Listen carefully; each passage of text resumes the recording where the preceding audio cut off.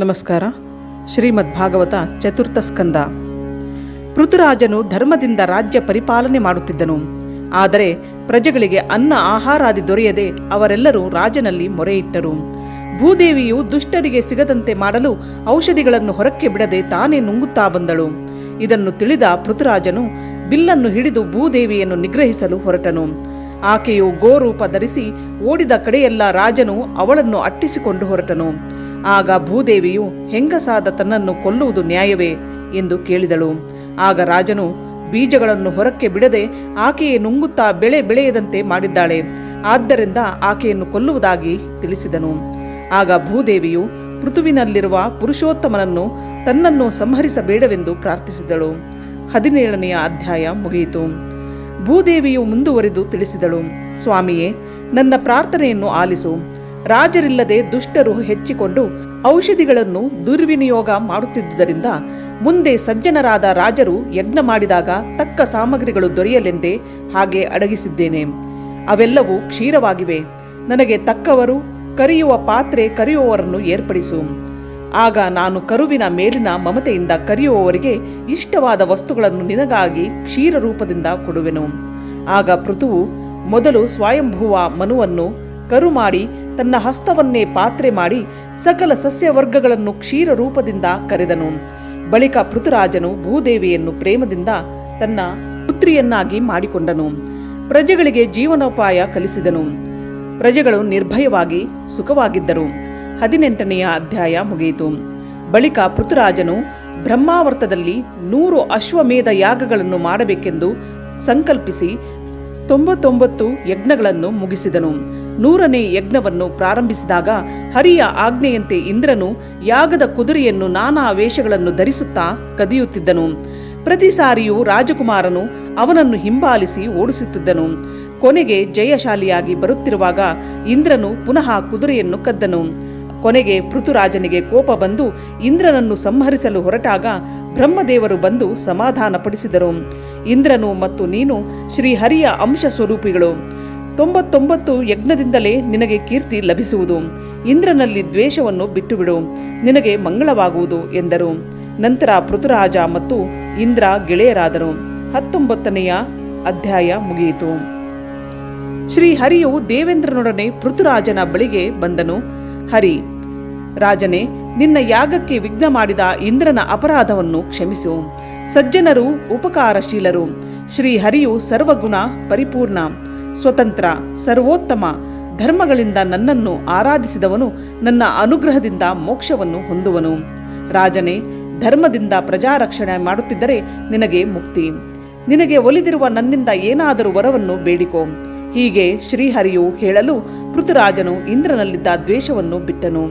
ನಂತರ ಭಕ್ತಿ ಭಾವದಿಂದ ಕಣ್ಣುಗಳಲ್ಲಿ ನೀರು ಸುರಿಸುತ್ತಾ ತತ್ವಜ್ಞಾನವನ್ನು ಅಭಿವೃದ್ಧಿ ಮಾಡುವಂತಹ ನಿನ್ನ ಕಥಾಮೃತವನ್ನು ಕೇಳುವಂತೆ ಅನುಗ್ರಹಿಸು.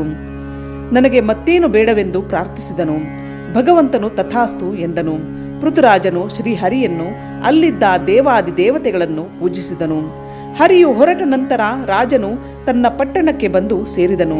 20ನೆಯ ಅಧ್ಯಾಯ ಮುಗಿಯಿತು.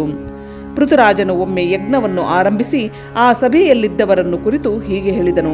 ಪ್ರಜೆಗಳೇ, ಹರಿಯು ಪ್ರೀತನಾಗಲಿ ಎಂದು ರಾಜನು ಪ್ರಜೆಗಳನ್ನು ರಕ್ಷಿಸಿದರೆ ಉತ್ತಮ ಲೋಕವನ್ನು ಹೊಂದುವನು. ಹಾಗಿಲ್ಲದೆ ವಿಪರೀತ ತೆರಿಗೆ ಹಾಕಿ ವಸೂಲಿಗಾಗಿ ಹಿಂಸಿಸಿದರೆ ತಾನು ಗಳಿಸಿದ ಪುಣ್ಯವನ್ನು ಕಳೆದುಕೊಳ್ಳುವನು. ರಾಜ್ಯ, ಸ್ವರ್ಗ, ಮುಕ್ತಿ ಇವು ಶ್ರೀಹರಿಯ ಕೃಪೆಯಿಂದ ದೊರೆಯುವು. ಆದ್ದರಿಂದ ಸರ್ವೋತ್ತಮನಾದ ಶ್ರೀಹರಿಯನ್ನು ಭಜಿಸಿರಿ. ಬ್ರಾಹ್ಮಣರನ್ನು ಪೂಜಿಸಿರಿ.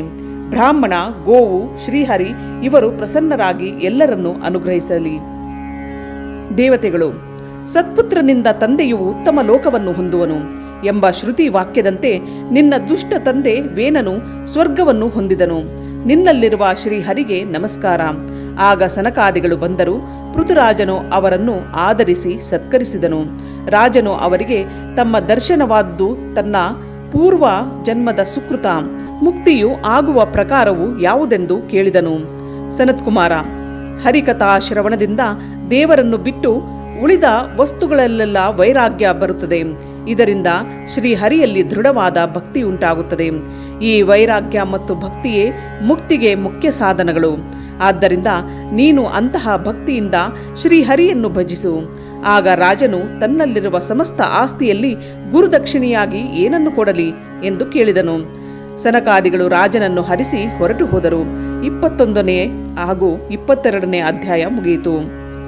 ಪೃಥುರಾಜನು ತಾನು ಬಂದ ಕಾರ್ಯವು ಮುಗಿದ ಮೇಲೆ ಮಕ್ಕಳಿಗೆ ರಾಜ್ಯವನ್ನು ವಹಿಸಿ ಪತ್ನಿಯ ಸಹಿತ ಕಾಡಿಗೆ ಹೋಗಿ ತಪಸ್ಸು ಮಾಡಿದನು. ತನ್ನ ಕರ್ಮಗಳೆಲ್ಲವೂ ಕಳೆದ ಮೇಲೆ ಸದ್ಗತಿಯನ್ನು ಹೊಂದಿದನು. ಅವನ ಪತ್ನಿಯು ಸಹಗಮನ ಮಾಡಿ ಸದ್ಗತಿ ಹೊಂದಿದಳು. ಈ ಪೃಥುರಾಜನ ಚರಿತ್ರೆಯನ್ನು ಶ್ರದ್ಧೆಯಿಂದ ಹೇಳಿ ಕೇಳುವವರಿಗೆ ಸದ್ಗತಿಯು ದೊರೆಯುವುದು. 23ನೇ ಅಧ್ಯಾಯ ಮುಗಿಯಿತು.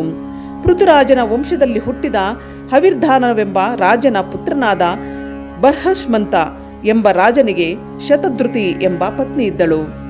ಅವರಿಗೆ ಪ್ರಚೇತಸರು ಎಂಬ ಹೆಸರುಳ್ಳ 10 ಮಂದಿ ಸದಾಚಾರ ಸಂಪನ್ನರಾದ ಪುತ್ರರು ಜನಿಸಿದರು. ಅವರು ಪ್ರಜಾಸೃಷ್ಟಿಗಾಗಿ ತಂದೆಯ ಆದೇಶದಂತೆ ಒಂದು ಸರೋವರದ ಬಳಿ ಬಂದರು. ಅಲ್ಲಿಂದ ಶಿವನು ತನ್ನ ಪರಿವಾರ ಸಹಿತ ಹೊರಬಂದು ಮೋಕ್ಷ ಸಂಪಾದನೆಯ ಒಂದು ಮಂತ್ರವನ್ನು ಉಪದೇಶಿಸಿದನು. ರುದ್ರಗೀತೆ. ಪದ್ಮನಾಭನಿಗೆ ನಮಸ್ಕಾರ. ಪಂಚಭೂತಾದಿ ಸರ್ವತ್ರ ವ್ಯಾಪ್ತನಾದ ವಾಸುದೇವ, ಅನಿರುದ್ಧ, ಪರಮಶುದ್ಧ, ಗುಣಪೂರ್ಣ, ಸ್ವರ್ಗಾಪವರ್ಗಪ್ರದ, ಸರ್ವೋತ್ತಮ, ಅಂತರ್ಬಹಿ ವ್ಯಾಪ್ತ, ನಿರ್ವಿಕಾರ, ಪಂಜ್ಯೋತಿ, ಸಂಕರ್ಷಣ, ಅಕ್ರೂರ, ನಿರ್ವಿಕಾರ, ಅನಿರುದ್ಧ, ಸರ್ವೋತ್ತಮ, ಕೃಷ್ಣ, ಜ್ಞಾನ ಮತ್ತು ಅಷ್ಟಾಂಗ ಯೋಗೇಶ್ವರ, ರುದ್ರಾಂತರ್ಗತ, ನಿನಗೆ ನಮಸ್ಕಾರ. ನಿನ್ನ ಸುಂದರ ರೂಪವನ್ನು ನನಗೆ ತೋರಿಸು. ನೀನು ಭಕ್ತರಿಗೆ ದೊರಕುವವನು. ಏಕಾಂತ ಭಕ್ತಿಯಿಂದ ಜ್ಞಾನಿಗಳು ನಿನ್ನ ಪಾದವನ್ನೇ ಬಯಸುತ್ತಾರೆ, ತುಚ್ಛ ಸುಖವನ್ನು ಬಯಸುವುದಿಲ್ಲ. ಸಾಧು ಸಂಘವು ದೊರೆತರೆ ನೀನು ಅನುಗ್ರಹಿಸಿದಂತೆ ಸರ್ವ ಕರ್ಮಗಳು ನಿನ್ನ ಪೂಜೆಗಾಗಿಯೇ ಇವೆ. ನೀನೇ ಸೃಷ್ಟಿ ಸ್ಥಿತಿ ಲಯಕರ್ತನು. ಬ್ರಹ್ಮಾದಿಗಳೆಲ್ಲರೂ ನಿನ್ನನ್ನೇ ಆರಾಧಿಸುವರು. ನಿನ್ನನ್ನು ಆಶ್ರಯಿಸದೆ ಹೋದವನೇ ಅಸುರನು. ನಿನ್ನ ಜ್ಞಾನವು ದುರ್ಲಭ. ಜ್ಞಾನಿಗಳಾದ ನಮಗೆ ನೀನೇ ಗಮ್ಯನು. ಪ್ರಾಚೇತಸರೇ, ಯೋಗೋಪದೇಶ ಎಂಬ ಈ ಸ್ತೋತ್ರವನ್ನು ನೀವು ಜಪ ಮಾಡಿರಿ. ನಿಮ್ಮ ಇಷ್ಟಾರ್ಥಗಳು ಕೈಗೂಡುತ್ತವೆ. ಈ ಸ್ತುತಿಯನ್ನು ಉಷಾ ಕಾಲದಲ್ಲಿ ಮಾಡುವವನಿಗೆ ಮುಕ್ತಿಯು ದೊರೆಯುವುದು. 24ನೇ ಅಧ್ಯಾಯ ಮುಗಿಯಿತು. ಹೀಗೆ ಶಿವನು ಉಪದೇಶಿಸಿ ಮಾಯವಾದನು. ಪ್ರಾಚೇತಸರು ಆ ಸರೋವರದಲ್ಲಿ ಸ್ನಾನ ಮಾಡಿ ರುದ್ರಗೀತೆ ಪಠಿಸುತ್ತಾ ಬಹುಕಾಲ ತಪಸ್ಸನ್ನು ಮಾಡಿದರು. ಇವರ ತಂದೆಯ ಬಳಿಗೆ ಒಮ್ಮೆ ನಾರದರು ಬಂದು ಕಾವ್ಯ ಕರ್ಮದಿಂದ ಶ್ರೇಯಸ್ಸಾಗುವುದಿಲ್ಲ, ಜ್ಞಾನವನ್ನು ಸಂಪಾದಿಸಬೇಕು ಎಂದು ಹೇಳಿದರು. ಸಂಸಾರದಲ್ಲಿಯೇ ಮುಳುಗಿದವನಿಗೆ ಮೋಕ್ಷವು ಸಿಗುವುದೇ ಇಲ್ಲ ಎಂದು ಪುರಂಜನೋಪಾಖ್ಯಾನವನ್ನು ತಿಳಿಸಿದರು. ಪುರಂಜನನೆಂಬ ರಾಜನಿಗೆ ಅವಿಜ್ಞಾತನೆಂಬ ಮಿತ್ರನಿದ್ದನು. ಅವನು ಏನು ವ್ಯಾಪಾರ ಮಾಡುತ್ತಿದ್ದನೆಂದು ಯಾರಿಗೂ ತಿಳಿಯುತ್ತಿರಲಿಲ್ಲ. ಒಮ್ಮೆ ರಾಜನು ವಾಸಕ್ಕೆ ಯೋಗ್ಯವಾದ ಪಟ್ಟಣವನ್ನು ಹುಡುಕುತ್ತಾ ಹೊರಟನು. ಕೊನೆಗೆ ಒಂದು ಪಟ್ಟಣವನ್ನು ಕಂಡನು. ರಾಜನು ಆ ಪಟ್ಟಣದ ಉದ್ಯಾನದಲ್ಲಿ ಸುತ್ತುತ್ತಿರುವಾಗ ಒಬ್ಬ ಸುಂದರಿಯು ಕಂಡಳು. ರಾಜನು ಆಕೆಯನ್ನು ತನ್ನನ್ನು ವಿವಾಹವಾಗುವಂತೆ ಕೇಳಿಕೊಂಡನು. ಆಕೆಯು ರಾಜನನ್ನು ಮದುವೆಯಾಗಿ ಸಂತೋಷವಾಗಿದ್ದಳು. ಕೇವಲ ವಿಷಯ ಭೋಗಗಳಲ್ಲಿಯೇ ಮುಳುಗಿ ತನ್ನ ಹೆಂಡತಿಯ ಕೈಗೊಂಬೆಯಾದನು. 25ನೇ ಅಧ್ಯಾಯ ಮುಗಿಯಿತು. ಪುರಂಜನ ರಾಜನು ಒಮ್ಮೆ ಬೇಟೆಗೆಂದು ರಥವನ್ನು ಹತ್ತಿ ಬೇಟೆಯಾಡಲು ಹೊರಟನು. ಒಂದು ಕ್ಷಣವೂ ಹೆಂಡತಿಯನ್ನು ಬಿಟ್ಟಿರದ ರಾಜನು ಹೆಂಡತಿಯನ್ನು ಬಿಟ್ಟು ಮೃಗಗಳನ್ನು ಕೊಲ್ಲುವುದರಲ್ಲಿಯೇ ಆಸಕ್ತನಾದನು. ಅನ್ಯಾಯವಾಗಿ ಪ್ರಾಣಿಗಳನ್ನು ಕೊಂದು ಬಹುವಾದ ಆಯಾಸದಿಂದ ಊರಿಗೆ ಬಂದನು. ಗೂಢಾರ್ಥವೇನೆಂದರೆ, ಜಾಗೃತಾವಸ್ಥೆಯಲ್ಲಿ ರಾಗಾದಿಗಳಿಗೆ ಜೀವನು ವಶನಾಗಿ ವಿವೇಕವನ್ನು ಕಳೆದುಕೊಳ್ಳುತ್ತಾನೆ. ಜೀವನು ಸದ್ಬುದ್ಧಿಯನ್ನು ಬಿಟ್ಟು ಅವಿವೇಕದಿಂದ ವಿಷಯಗಳನ್ನು ಅನುಭೋಗಿಸುವನು. ರಾಜನು ಊಟ ಮಾಡಿ ಅಂತಃಪುರಕ್ಕೆ ಬಂದು ಪತ್ನಿಯನ್ನು ಕಾಣದೆ ಅವಳಿಗೆ ಕೋಪ ಬಂದಿದೆ ಎಂದು ಸಖಿಯರಿಂದ ತಿಳಿದನು. ಆಕೆಯ ಬಳಿ ಬಂದು ನೆಲದ ಮೇಲೆ ಬಿದ್ದಿದ್ದ ಆಕೆಯನ್ನು ಸಮಾಧಾನಪಡಿಸಿದನು. 26ನೇ ಅಧ್ಯಾಯ ಮುಗಿಯಿತು. ಪುರಂಜನನು ಪತ್ನಿಯೊಡನೆ ಸದಾ ಕ್ರೀಡಿಸುತ್ತಾ ಆಯುಷ್ಯವನ್ನು ವ್ಯರ್ಥವಾಗಿ ಕಳೆದನು. ಅಜ್ಞಾನದಲ್ಲಿ ಮುಳುಗಿ ದೇವರನ್ನು ಮರೆತನು. ಅವನ ಯೌವನವೆಲ್ಲ ಕಳೆದು ಅವನ ಅರ್ಧ ಆಯುಷ್ಯ ಕಳೆದು ಹೋಯಿತು. ಸಂಸಾರದಲ್ಲಿ ಮಮತೆ ಹೆಚ್ಚಾಗಿ ಆ ರಾಜನಿಗೆ ತಾನಾರೆಂಬುದು ಪರಮಾತ್ಮನಾರೆಂಬುದು ತಿಳಿಯಲೇ ಇಲ್ಲ. ಹೀಗೆ ಕುಟುಂಬ ಪೋಷಣೆಯಲ್ಲೇ ಮೈ ಮರೆತಿದ್ದ ರಾಜನಿಗೆ ಗಂಧರ್ವ ರಾಜನಾದ ಚಂಡವೇಗನೆಂಬ ದುಷ್ಟನು ಶತ್ರುವಾದನು. ಅವನ ಸೇವಕರು ಇವನ ಪಟ್ಟಣವನ್ನು ಕೊಳ್ಳೆ ಹೊಡೆಯಲಾರಂಭಿಸಿದರು. ಅಷ್ಟು ಜನರೊಡನೆ ಹೋರಾಡುತ್ತಾ ರಾಜನ ಶಕ್ತಿಯು ಕುಂದಿತು. ಆದರೆ ಸುಖಭೋಗದಲ್ಲಿದ್ದ ರಾಜನಿಗೆ ತನ್ನ ಪಟ್ಟಣಕ್ಕೆ ಬಂದ ವಿಪತ್ತು ತಿಳಿಯಲೇ ಇಲ್ಲ. ಗಂಧರ್ವ ರಾಜನಿಗೆ ಜರೆ ಎಂಬ ಮಗಳಿದ್ದಳು. ಕುರೂಪಿಯಾದ ಆಕೆ ವಿವಾಹವಾಗಬೇಕೆಂದು ವರನನ್ನು ಹುಡುಕುತ್ತಾ ನಾರದರನ್ನು ಭೇಟಿಯಾಗಿ ತನ್ನನ್ನು ವಿವಾಹವಾಗಿದ್ದಳು. ಅವರು ಒಪ್ಪಲಿಲ್ಲ. ಅವಳು ನೀನು ಒಂದು ಕಡೆ ನೆಲೆಯಾಗಿ ನಿಲ್ಲದೆ ಅಲಿಯುತ್ತಿರು ಎಂದು ಶಪಿಸಿದಳು. ನಾರದರ ಮಾತಿನಂತೆ ಭಯನ ಬಳಿಗೆ ಹೋಗಿ ತನ್ನನ್ನು ಮದುವೆಯಾಗುವಂತೆ ಬೇಡಿದಳು. ಆಕೆಯನ್ನು ಸಹೋದರಿಯಾಗಿ ಸ್ವೀಕರಿಸಿ ಜ್ವರನೆಂಬವನಿಗೆ ಅವಳನ್ನು ಕೊಟ್ಟು ವಿವಾಹ ಮಾಡಿದನು. 27ನೆಯ ಅಧ್ಯಾಯ ಮುಗಿಯಿತು. ವಾತ ಮುಂತಾದ ರೋಗಗಳು, ಜ್ವರ, ಜರೆ ಎಲ್ಲವೂ ರಾಜನನ್ನು ಅಪ್ಪಿಕೊಂಡು ಅವನನ್ನು ನಿಸ್ಸಾರನನ್ನಾಗಿ ಮಾಡಿಬಿಟ್ಟವು. ರಾಜನ ಪತ್ನಿ, ಪುತ್ರರು, ಮಂತ್ರಿಗಳು ಮತ್ತು ಪರಿವಾರದ ಎಲ್ಲರೂ ಉದಾಸೀನ ಮಾಡಿದರು. ಅವನಿಗೆ ಜ್ಞಾನವಾಗಲಿ ಭಕ್ತಿಯಾಗಲಿ ಬರಲೇ ಇಲ್ಲ. ಶತ್ರುಗಳ ಭಯದಿಂದ ಆ ಪಟ್ಟಣವನ್ನು ಬಿಟ್ಟು ಹೊರಟನು. ಕೊನೆಗೆ ಪಟ್ಟಣಕ್ಕೆ ಬೆಂಕಿ ಹಚ್ಚಿದರು. ಅದರಲ್ಲೇ ರಾಜನು ಸಿಕ್ಕು ಸತ್ತು ಹೋದನು. ಇವನಿಂದ ಹಿಂದೆ ಹಿಂಸಿಸಲ್ಪಟ್ಟ ಪಶುಗಳು ಇವನನ್ನು ತಮ್ಮ ಕೊಂಬುಗಳಿಂದ ತಿವಿದು ಹಿಂಸಿಸಿದವು. ನರಕದಲ್ಲಿ ಬಿದ್ದು ನರಳಿ ನರಳಿ ವೈದರ್ಭಿ ಎಂಬ ಹೆಣ್ಣಾಗಿಯೂ ಅವನ ಹೆಂಡತಿಯು ಮಲಯಧ್ವಜನೆಂಬ ಪುರುಷನಾಗಿಯೂ ಹುಟ್ಟಿದರು. ಇವರಿಬ್ಬರ ವಿವಾಹವಾಯಿತು. ಮಲಯಧ್ವಜನು ರಾಜ್ಯವನ್ನು ಮಕ್ಕಳಿಗೆ ಹಂಚಿಕೊಟ್ಟು ಪತ್ನಿಯ ಸಹಿತವಾಗಿ ಮಲಯಧ್ವಜಕ್ಕೆ ಹೋಗಿ ತಪಸ್ಸು ಮಾಡಿದನು. ಕೊನೆಗೆ ಪತಿಯ ಮರಣಾನಂತರ ಪತ್ನಿಯು ಸಹಗಮನಕ್ಕೆ ಯೋಚಿಸಿದಳು. ಆಗ ಪರಮಾತ್ಮನು ವಿಪ್ರ ವೇಷದಿಂದ ಬಂದು ಜ್ಞಾನೋಪದೇಶ ಮಾಡಿದನು. ನಾರದ, ಬರ್ಹಷ್ಮಂತನೇ, ಕೇವಲ ವಿಷಯ ಭೋಗಗಳಲ್ಲಿ ಮುಳುಗದೆ ಪರಮಾತ್ಮ ಚಿಂತನೆ ಮಾಡಬೇಕೆಂದು ಈ ಪುರಂಜನನ ವ್ಯಾಖ್ಯಾನ ತಿಳಿಸಿದೆ. 28ನೆಯ ಅಧ್ಯಾಯ ಮುಗಿಯಿತು. ಬರ್ಹಷ್ಮಂತನು ಪುರಂಜನನ ಕಥೆಯಿಂದ ಜೀವನ ಸಂಸಾರ ವಿಷಯವನ್ನು ಸ್ಪಷ್ಟವಾಗಿ ತಿಳಿಯುವ ರೀತಿಯನ್ನು ತಿಳಿಸಿ ಎಂದು ನಾರದರನ್ನು ಕೇಳಿದನು.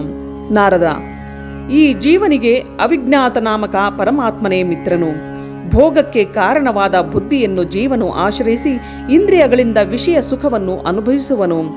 ತನ್ನ ಇಂದ್ರಿಯಗಳು ಹಾಗೂ ದೇಹದ ಇತರೆ ಅಂಗಗಳಿಂದ ಜೀವನು ತನ್ನ ಕೆಲಸಗಳನ್ನು ಮಾಡುತ್ತಿರುವನು. ಜೀವನ ದೇಹವೇ ರಥ, ಜ್ಞಾನೇಂದ್ರಿಯಗಳೇ ಕುದುರೆಗಳು.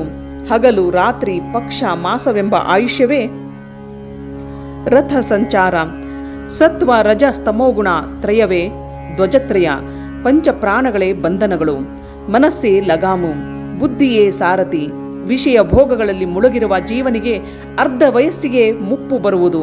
ಮುದುಕನಾಗಲು ಅವನನ್ನು ಯಾರೂ ಆದರಿಸುವುದಿಲ್ಲ. ಈ ದೇಹವು ಹೋದ ಮೇಲೆ ಅವನು ಮಾಡಿದ ಕರ್ಮಗಳಿಗೆ ಅನುಸಾರವಾಗಿ ಸಂಸಾರ ಚಕ್ರದಲ್ಲಿ ತಿರುಗುತ್ತಲೇ ಇರುವನು. ಶ್ರೀಹರಿಯ ಬಗ್ಗೆ ಜ್ಞಾನ ಉಂಟಾಗಿ ಈ ಸಂಸಾರ ಬಂಧನ ತೊಲಗುವುದು. ಜ್ಞಾನ ವೈರಾಗ್ಯಕ್ಕೆ ಶ್ರೀಹರಿಯ ಭಕ್ತಿಯೇ ಮುಖ್ಯ. ಶ್ರದ್ಧೆಯಿಂದ ಹರಿಕಥಾ ಶ್ರವಣ ಮಾಡಬೇಕು. ನಿಷ್ಕಾಮ ಕರ್ಮದಿಂದ ಹರಿಯನ್ನು ಆರಾಧಿಸಬೇಕು.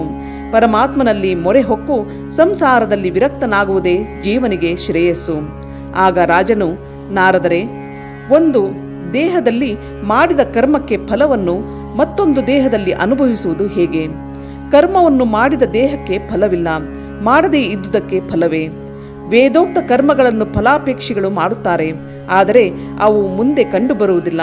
ಇವುಗಳಿಂದ ಫಲ ಉಂಟಾಗುವುದು ಹೇಗೆ? ನಾರದ, ಬಿಡುವ ಸ್ಥೂಲ ದೇಹವಲ್ಲದೆ ಲಿಂಗ ದೇಹವೆನ್ನುವ ಸೂಕ್ಷ್ಮ ದೇಹವು ಜೀವನಿಗೆ ಕಾಣಿಸುತ್ತದೆ. ಈ ಲಿಂಗ ದೇಹದಿಂದಲೇ ಜೀವನು ಕರ್ಮ ಮಾಡುವನು. ಇದರಿಂದ ಜೀವನು ಪರಲೋಕದಲ್ಲಿ ತಕ್ಕ ಕರ್ಮ ಫಲವನ್ನು ಅನುಭವಿಸುವನು. ಕರ್ಮವು ನಷ್ಟವಾದರೂ ಅದರ ಫಲವು ಅನುಭವಿಸುವವರಿಗೂ ಜೊತೆಯಲ್ಲೇ ಬರುವುದು. ಅವನು ಮಾಡುವ ಕರ್ಮಗಳ ಸಂಸ್ಕಾರವು ಪ್ರತಿ ಜನ್ಮದಲ್ಲಿಯೂ ಜೀವನನ್ನು ಹಿಂಬಾಲಿಸುವವು. ಹುಟ್ಟು ಸಾವು ಎಂಬ ಸಂಸಾರವು ಅವನಿಗೆ ತಪ್ಪುವುದೇ ಇಲ್ಲ. ಇದು ತಪ್ಪಬೇಕಾದರೆ ಪತ್ನಿ ಪುತ್ರರಲ್ಲಿನ ವ್ಯಾಮೋಹವನ್ನು ಬಿಟ್ಟು ಹರಿಯನ್ನು ಭಜಿಸಬೇಕು. ಹರಿಯಲ್ಲಿನ ಭಕ್ತಿ, ಸಜ್ಜನರಲ್ಲಿ ದಯೆ ಮುಂತಾದ ಸದ್ಗುಣಗಳಿಂದ ಜ್ಞಾನ ಉಂಟಾದಾಗ ಬೇಗ ಸಂಸಾರದಿಂದ ಬಿಡುಗಡೆಯಾಗುವುದು. ಹರಿಯಲ್ಲಿನ ನಿಷ್ಠೆಯೇ ಮುಕ್ತಿಯ ಸೋಪಾನ. ಬರ್ಹಿಷ್ಮಂತನು ಕಪಿಲಾಶ್ರಮಕ್ಕೆ ಹೋಗಿ ಶ್ರೀಹರಿಯನ್ನು ಸ್ಮರಿಸುತ್ತಾ ಮುಕ್ತನಾದನು. ಈ ಇತಿಹಾಸವನ್ನು ಪಠಿಸುವವರು ಕೇಳುವವರು ಮುಕ್ತರಾಗುವರು. 29ನೆಯ ಅಧ್ಯಾಯ ಮುಗಿಯಿತು. ಇತ್ತ ಪ್ರಚೇತಸರು ಶಿವನು ಉಪದೇಶಿಸಿದ ರುದ್ರಗೀತೆಯನ್ನು ಜಪಿಸಿ ಶ್ರೀಹರಿಯನ್ನು ಭಜಿಸುತ್ತಾ ಬಹಳ ವರ್ಷ ಕಳೆದರು. ನಂತರ ಶ್ರೀಹರಿಯು ಅವರಿಗೆ ದರ್ಶನ ಕೊಟ್ಟನು. ಹರಿ, ನಿಮ್ಮ ರುದ್ರಗೀತೆಯ ಸ್ತುತಿಯಿಂದ ಸಂತೋಷಗೊಂಡೆನು. ಬೇಕಾದ ವರವನ್ನು ಕೇಳಿ ಕೊಡುವೆನು. ನೀವು ಬೆಳಿಗ್ಗೆ ಸಂಜೆ ರುದ್ರಗೀತೆಯಿಂದ ಸ್ತುತಿಸುತ್ತಿದ್ದರಿಂದ ನಿಮಗೆ ಲೋಕವಿಖ್ಯಾತನಾದ ಒಬ್ಬ ಪುತ್ರನು ಹುಟ್ಟುವನು. ಅವನು ಲೋಕವಿಖ್ಯಾತನಾಗುವನು. ಪ್ರಚೇತಸರು, ದೇವ, ನಿನ್ನ ದರ್ಶನವಾಯಿತು, ಇದೇ ಸಾಕು. ನಮಗೆ ಇನ್ಯಾವ ವರವೂ ಬೇಡ. ಆದರೂ ಸಜ್ಜನರ ಸಂಘವನ್ನು ಕೊಡು. ನಿನಗೆ ನಮಸ್ಕಾರ. ಮೈತ್ರೇಯ, ಶ್ರೀಹರಿಯು ಪ್ರೀತನಾಗಿ ಪ್ರಚೇತಸರಿಗೆ ಆಶೀರ್ವದಿಸಿ ತನ್ನ ಲೋಕಕ್ಕೆ ಹೊರಟು ಹೋದನು. ದಕ್ಷನು ಇವನ ಮಗನಾಗಿ ಹುಟ್ಟಿದನು. 30ನೆಯ ಅಧ್ಯಾಯ ಮುಗಿಯಿತು. ಪ್ರಚೇತಸರು ಅನೇಕ ವರ್ಷಗಳ ಕಾಲ ರಾಜ್ಯವಾಳಿ ಹರಿಯ ಅಪ್ಪಣೆಯಂತೆ ಸನ್ಯಾಸಿಗಳಾಗಿ ತಪಸ್ಸಿಗೆ ಕುಳಿತರು. ಅಲ್ಲಿಗೆ ಬಂದ ನಾರದರನ್ನು ಆಧ್ಯಾತ್ಮ ಜ್ಞಾನವನ್ನು ಬೆಳಗಿಸುವಂತೆ ಪ್ರಾರ್ಥಿಸಿದರು. ನಾರದ: ಅಂತರ್ಯಾಮಿಯಾದ ಶ್ರೀಹರಿಯನ್ನು ಪೂಜಿಸಿರಿ. ಪ್ರಾಣಿಗಳಲ್ಲಿ ದಯೆ, ದೇವರು ಕೊಟ್ಟಿದ್ದರಲ್ಲಿಯೇ ತೃಪ್ತಿ, ಇಂದ್ರಿಯಗಳ ಜಯ, ಈ 3 ಸಾಧನಗಳಿಂದ ಶ್ರೀಹರಿಯು ಬೇಗ ಪ್ರಸನ್ನನಾಗುವನು. ಸಂಸಾರ ವ್ಯಾಮೋಹವನ್ನು ಬಿಟ್ಟು ಭಕ್ತಿಯಿಂದ ಆರಾಧಿಸುವವರಿಗೆ ಹರಿಯು ಬೇಗ ಒಲಿಯುವನು ಎಂದು ಹೇಳಿ ನಾರದರು ಹೊರಟು ಹೋದರು. ಅದರಂತೆ ಪ್ರಚೇತಸರು ಶ್ರೀಹರಿಯನ್ನು ಆರಾಧಿಸುತ್ತಾ ಅವನ ಸಾನ್ನಿಧ್ಯವನ್ನೇ ಸೇರಿದರು. ನಂತರ ಇಂತಹ ಕಥೆಯನ್ನು ಕೇಳಿದ ವಿದುರನು ಮೈತ್ರೇಯರಿಗೆ ನಮಸ್ಕರಿಸಿ ಅವರ ಅಪ್ಪಣೆ ಪಡೆದು ಹಸ್ತಿನಾವತಿಗೆ ತೆರಳಿದನು.